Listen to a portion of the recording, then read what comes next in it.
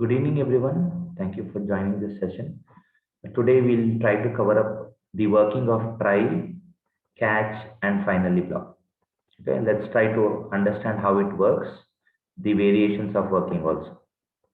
So let me begin with a very basic example, what we have followed from the previous example, public static void main string with an array. Array can be with any name. In the textbooks and in major examples, you might have seen it to be in string args. So system dot out dot println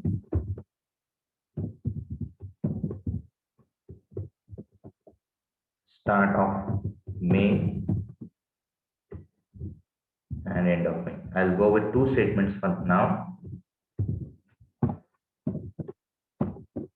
I'll save it. So the first thing what you people have to do is compile it using Java C file name.java Java space the interpreter command with the class name. So this is detailedly explained in the hello world program. What is Java file consists of, what is .class file consists of. So now when I interpret it, so we have a statement, it is running start of main, end of main.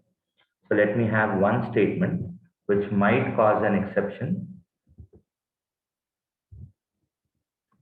and that will try to print the first index of the array, which is v of 0. And let me recompile the code because I have modified the code. And here we need to specify a string. So let me go with Mysore. So what do we see? Start of main, Mysore, end of main. So I'll type India, start of main, India, end of main. If I don't give anything as an argument in the command line, we get an exception. Exception is exception in thread main, and it is array index out of bounds exception. This is the class which is throwing an exception. So now let me improvise this code with a try catch block. So try followed by a catch block.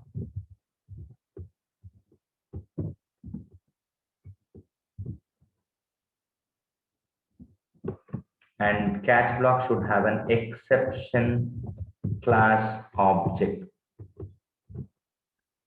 So now I'll be having start of try just to see how it works. End of try.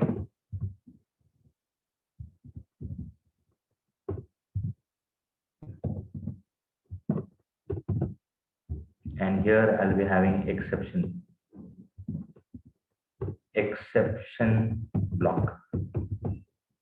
Now let us see how it works. Let me take a pointer to explain you people in detail. So now when we start interpreting this, this is the first statement which will execute. It will come into try block, it executes this. If the argument is given, it will execute this, and then it will execute this. This is an exception causing statement. If the try block is successful, catch block will never execute. Catch block will never execute, and it will go and print end of main. Start of main will be printed, end of main will be printed. So when we go with start of try, it will try to interpret it and give the string given in the command line, and then it will go with end of try. So let's see the working. So if this is executed and if there is an exception, it will skip this line, directly jump into the catch block and then end of main. So the end of try will be not executed if there is an exception in this statement. But if you go with the previous example, we did not say end of main, correct? So keep an eye on this one. So I'll clear the screen. So now, since we have improvised the code, the first thing what you have to do is save it. Then you need to compile your code again. Compile the code. Let me start interpreting it. So observe the output. start of main, start of try. There is something in the array to print. End of try. There is no exception block execution. End of main. India. Now let us see without argument. So observe this, there is no argument here. So start of main, start of try, there is an exception caused. Because of that, JVM will throw an exception object, and that is being caught by the catch block, and then end of main. Means now we can see something called the normal termination, or there are two types of termination. One is normal termination, the abnormal termination. Abnormal termination was an example of the previous code. Now we are getting an exception block, the catch block, which is catching the exception which is thrown by this statement. JVM will throw the exception, and every time when it throws the exception, object that is caught by this particular object exception. Now let us see the exception object which was being thrown. Let me try to print the object which is being caught here. I'll try to print the object directly. This is how try catch works. Try executed successfully, no catch block. If there is an exception in the try block, catch block will be executed. Now you can see this is array index out of bounds exception. This is the class to which an exception is being raised in the JVM, and it is creating an object of this and it is thrown. Java.lang is the package. Whenever you see this java.lang or any other one, remember that it is a package. In this package, it is trying to create an object of, and the index which is trying to access is 0. And array is dynamic in Java, so it was not being created because there was no argument. So hope you're clear with try catch block execution. Try executed successfully, no catch block execution. If there is an exception raised, execute the catch block and then end of main. This is how try catch works. So let us take an example of the try catch finally. Try catch finally. Try catch finally. The best practice is always to save in the name of the class. You should save the name. The class name, the file name should be same if you have the main method in it. That's the best practice. It's not mandatory. Now let me add a finally block to see how it works.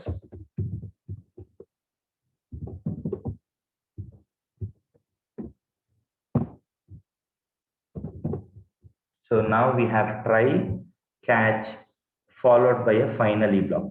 So let us see how it works.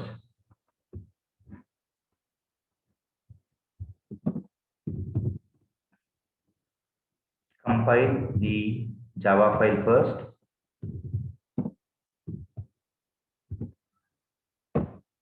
So now let me go with basic thing, interpret with the name. So you see the execution. What will happen? Let me explain you with pointer. So start of main will execute.